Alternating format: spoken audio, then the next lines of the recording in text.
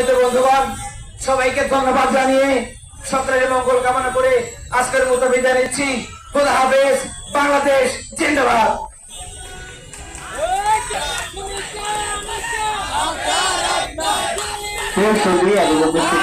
আজ 7 অক্টোবর 2024 অনুরোধ করব, আমাদের মঞ্চে বক্তব্য রাখার জন্য অনুরোধ করছি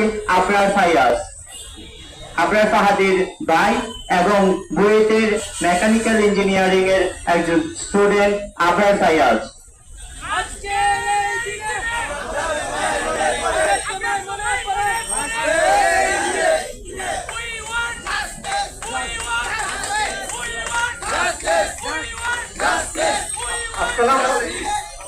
উপস্থিত ছাত্র জনতা সবাইকে আজকের এই সংহতি সমাবেশে আসার জন্য কৃতজ্ঞতা জ্ঞাপন করে করতে চাই। আজকে আমরা এইখানে শাহবাগে যে অবস্থান করতে পারছি, এটা শীতেও আসলে একটা বড় প্রেক্ষাপট অবশ্যই আছে। কোন রাজনৈতিক কারণে কিংবা কোন মতের কারণে কাউকে ট্যাগ দিয়ে নির্যাতন করা হবে না। কাউকে কোন মত প্রকাশের কারণে আর কারো নিপীড়নের শিকার হতে হবে না।